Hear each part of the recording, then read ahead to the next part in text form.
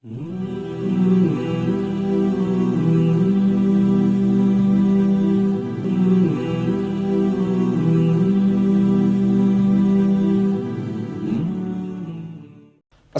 അലൈക്കും വറഹ്മത്തുള്ളാഹി വബറകാതുഹു. അൽഹംദുലില്ലാഹ് വസലാമുൻ അലാ ഇബാദിഹില്ലദീന ഇസ്തഫ അമ്മാ ബഅദ്. ബഹുമാന ആദരവുകൾ നിറഞ്ഞ സത്യവിശ്വാസികളെ, സഹോദരങ്ങളെ, രാജ്യം സ്വതന്ത്രമായിട്ട് 77 വർഷം പിന്നിട്ട് 78ാമത് സ്വാതന്ത്ര്യദിനം ആഘോഷിക്കുന്ന ഈ സാഹചര്യത്തിൽ ഏതവസ്ഥയിലൂടെയാണ് രാജ്യം കടന്നുപോയത്, എങ്ങനെയാണ് സ്വാതന്ത്ര്യം നേടിയത് എന്നതിനെക്കുറിച്ച് ഒരു തിരിച്ചറിവ്, ഒരു അവബോധം ഓരോ ഇന്ത്യൻ പൗരനിലും ഉണ്ടായിരിക്കൽ അത്യാവശ്യമാണ്. ഒരു സുപ്രഭാതത്തിൽ ബ്രിട്ടീഷ് അധികാരികൾ ഇങ്ങോട്ട് വന്ന്, ഇതാ നിങ്ങൾ ഇനി സ്വാതന്ത്ര്യം അനുഭവിച്ചോ, ഞങ്ങൾ ഞങ്ങളുടെ സ്വദേശത്തേക്ക് മടങ്ങിപ്പോവുകയാണ് എന്ന് പറഞ്ഞുകൊണ്ട് സ്വാതന്ത്ര്യം നമ്മളുടെ കൈക്കുമ്പിളിലേക്ക് വച്ച് തന്നതല്ല, മറിച്ച് സ്വാതന്ത്ര്യത്തിനു വേണ്ടി ത്യാഗോജ്ജലമായ പോരാട്ടങ്ങളും സമരങ്ങളും യുദ്ധങ്ങളും നൂറ്റാണ്ടുകൾ അവരോട് പൊരുതി നിന്നുകൊണ്ട്, അവരോട് ചെറുത്തു നിന്നുകൊണ്ട് വൈദേശിക ആധിപത്യത്തിന് തടയിട്ടത് ഈ ഇന്ത്യയിലുള്ള നമ്മളുടെ പൂർവികരായ ഓരോ വ്യക്തികളുമാണ്. വൈദേശിക ആധിപത്യത്തിന് തുടക്കം കുറിച്ചുകൊണ്ട് 1498 കോഴിക്കോട് കപ്പലിറങ്ങിയ വാസ്കോഡഗാമ കച്ചവടാവശ്യാർത്ഥം വന്നുകൊണ്ട് ശേഷം നമ്മളുടെ നാട്ടിലുള്ള നമ്മളുടെ പൂർവികരെ, ഇവിടെയുള്ള സാധുക്കളെ അടിച്ചമർത്തിക്കൊണ്ട്, കൂട്ടക്കൊലകൾ നടത്തിക്കൊണ്ട്, നരനായാട്ട് നടത്തിക്കൊണ്ട്, കപ്പലിൽ സഞ്ചരിക്കുന്നവരെ കഴുത്തറുത്തു കൊന്നുകൊണ്ട്, അതുപോലെ തന്നെ ഇവിടെയുള്ള സമ്പത്ത് വ്യവസ്ഥകൾ, ഇവിടെയുള്ള സമ്പത്ത് കൊള്ളയടിച്ചുകൊണ്ട് നമ്മളുടെ നാടിൻ്റെ എല്ലാ സുസ്ഥിരതയും തകർത്ത ക്രൂരനായ ഒരു വ്യക്തിയാണ് വാസ്കോഡഗാമ. 1498 മുതൽ ശേഷം ഇവിടെയുള്ള ജനങ്ങളെ അടിച്ചമർത്തി, ഇവിടെയുള്ള ജനങ്ങളെ അടിമകളാക്കിക്കൊണ്ട് ക്രൂരമായി മുന്നേറിക്കൊണ്ടിരിക്കുമ്പോൾ ബഹുമാനപ്പെട്ട സൈനുദ്ദീൻ മഖ്ദൂം റഹിമഹുല്ല അദ്ദേഹം ചെറുത്തുനിൽപ്പിന് തുടക്കം കുറിക്കുകയാണ്. ഒരു കൂട്ടം ജനങ്ങളെ സമരസജ്ജരാക്കുകയാണ്. അതേ, പറങ്കിപ്പടയെ ഇവിടെ നിന്ന് കെട്ടുകെട്ടിക്കേണ്ടതുണ്ട്, ഈ വൈദേശിക ആധിപത്യത്തിന് ഇവിടെ തടയിടേണ്ടതുണ്ട്, അവർ ഇവിടെ ക്രൂരമായ കൊലപാതകങ്ങൾ നടത്തുകയാണ്, അക്രമങ്ങൾ അവസാനിപ്പിക്കേണ്ടതുണ്ട്.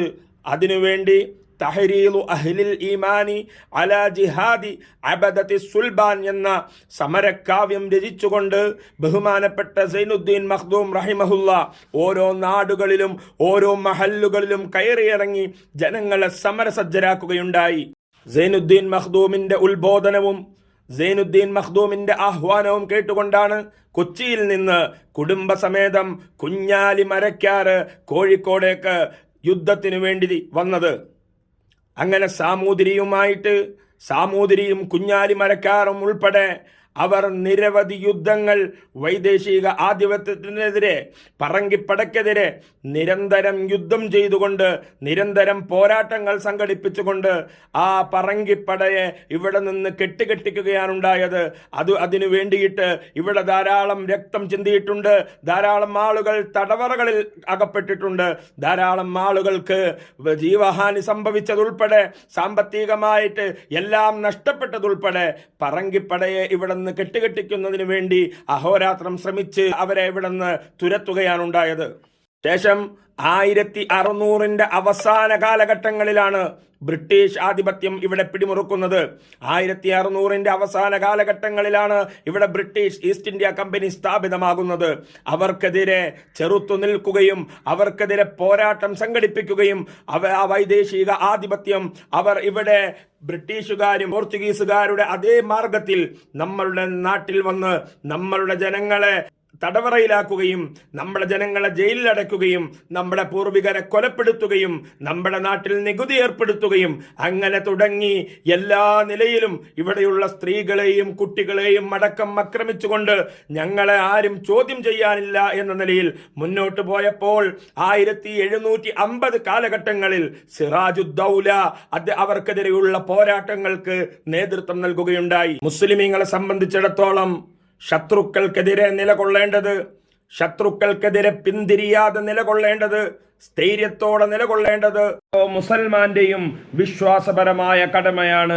ശത്രുക്കളുടെ ആക്രമണങ്ങൾക്ക് കീഴ്പ്പെട്ട് ജീവിക്കുക എന്നുള്ളത് ഒരു മുസ്ലിമിനെ സംബന്ധിച്ചിടത്തോളം അവൻക്ക് മതപരമായ നിലയിൽ, ഇസ്ലാമികപരമായ നിലയിൽ അവൻക്ക് അനുവദനീയമല്ല എന്നുള്ളത് കൊണ്ട് തന്നെയാണ് മുസ്ലിമീങ്ങൾ ഈ പോരാട്ടത്തിൽ പണ്ഡിതന്മാർ നേതൃത്വം കൊടുത്തുകൊണ്ട് ധാരാളം പണ്ഡിതന്മാർ നമുക്ക് സ്വാതന്ത്ര്യ സമര പോരാട്ടത്തിൽ നമുക്ക് പരിചയപ്പെടാൻ സാധിക്കും. ധാരാളം തങ്ങന്മാർ, വെളിയങ്കോട് ഉമർ ഖാദി അടക്കം, മമ്പുറം തങ്ങൾ ഉൾപ്പെടെ, അതുപോലെ തന്നെ ധാരാളം മഖ്ദൂമുമാർ ഉൾപ്പെടെ നമ്മളുടെ നാട്ടിലെ പണ്ഡിതന്മാർ, ആലിമീങ്ങൾ, അവരാണ് ആലി മുസ്ലിയാരും വാരിയം കുന്നത്ത് കുഞ്ഞഹമ്മദ് ഹാജിയും ഉൾപ്പെടെ ധാരാളം ഹുസൈൻ അഹമ്മദ് മദനി ഉൾപ്പെടെ, അഷ്ഫാഖുള്ള ഉൾപ്പെടെ എന്ന് പറഞ്ഞാൽ ഈ സ്വാതന്ത്ര്യ സമരത്തിൻ്റെ ചരിത്രങ്ങൾ നമ്മൾ പഠിക്കുമ്പോൾ ഏറ്റവും അഭ്യസ്തവിദ്യരായ, ഏറ്റവും ഉന്നതമായ നിലയിൽ ജീവിക്കുന്ന അല്ലെങ്കിൽ ജീവിക്കേണ്ട, അതുപോലെ തന്നെ സാമൂഹികമായ ധർമ്മങ്ങൾ നിറവേറ്റുന്ന ആലിമീങ്ങൾ ഈ യുദ്ധങ്ങളിൽ അവർ നേതൃത്വം കൊടുത്തുകൊണ്ട് മുൻനിരയിൽ നിൽക്കുകയും വക്കം അബ്ദുൽ ഖാദർ മൗലവി ഉൾപ്പെടെ കഴുമരത്തിലേറ്റപ്പെടുകയും ചെയ്ത സംഭവങ്ങൾ, ചരിത്രങ്ങൾ നമുക്ക് കാണാൻ സാധിക്കും. മൗലാന മുഹമ്മദ് അലി, മൗലാന ഷൗക്കത്ത് അലി, ഈ രണ്ട് നാമങ്ങൾ നമുക്ക് സുപരിചിതമാണ്. അലി സഹോദരന്മാർ എന്നറിയപ്പെടുന്നവർ. അവരുടെ മാതാവ് ബി ഉമ്മ എന്നറിയപ്പെടുന്ന ആബിദ ബാനു ബീഗം, അവർ തൻ്റെ മക്കളെ ഉന്നതമായ വിദ്യാഭ്യാസം കൊടുത്ത് പഠിപ്പിച്ച് അവർ പറഞ്ഞത്, ഞാൻ നിങ്ങളെ ഉന്നതമായ നിലയിൽ പഠിപ്പിച്ചത് ഈ സ്വാതന്ത്ര്യത്തെ, ഈ രാജ്യത്തിൻ്റെ സ്വാതന്ത്ര്യത്തിന് വേണ്ടിയാണ്. മൗലാന മുഹമ്മദ് അലിയും മൗലാന ഷൗക്കത്ത് അലിയും അവർ രാജ്യത്ത് അവർ തടവറയിൽ കഴിയുമ്പോൾ ബി ഉമ്മാക്ക് സ്വന്തം മകൻ മുഹമ്മദ് അലി കത്തെഴുതുകയാണ്. ആ കത്തിൻ്റെ ഉള്ളടക്കം, ഉമ്മ, നിങ്ങൾക്ക് കരുതലാകേണ്ട സമയത്ത് ഞാൻ ജയിലിലാണല്ലോ എന്നുള്ള വിഷമം അദ്ദേഹം എഴുതിയപ്പോൾ, ഞാൻ കഴുമരത്തിലേറ്റപ്പെട്ടേക്കാം, പക്ഷെ ഞാൻ ഭയക്കുന്നില്ല എന്ന് അദ്ദേഹം തൻ്റെ ഉമ്മാക്ക് കത്തെഴുതിയപ്പോൾ ഉമ്മ പറഞ്ഞ മറുപടി, മകനെ, ഞാൻ നിങ്ങളെ പ്രസവിച്ചതും വളർത്തിയതും രാജ്യത്തിൻ്റെ സ്വാതന്ത്ര്യത്തിന് വേണ്ടിയാണ് എന്ന് ആ മൗലാന മുഹമ്മദ് അലിയുടെ ഉമ്മ ആബിദ ബീഗം പറയുകയുണ്ടായി. മാത്രമല്ല അവർ പറഞ്ഞു, മകനെ, നീ കഴുമരത്തിലേക്ക് ഏറ്റപ്പെടുകയാണ് എങ്കിൽ, നിന്നെ കഴുമരത്തിലേക്ക് തൂക്കാൻ വേണ്ടി കൊണ്ടുപോവുകയാണ് എങ്കിൽ നിന്റെ പാദങ്ങൾ ഇടരരുത്, നിന്റെ ഹൃദയം പതറരുത് എന്ന് പറഞ്ഞ് ആത്മധൈര്യം പകർന്ന ഒരു ഉമ്മയാണ് ആബിദ ബീഗം.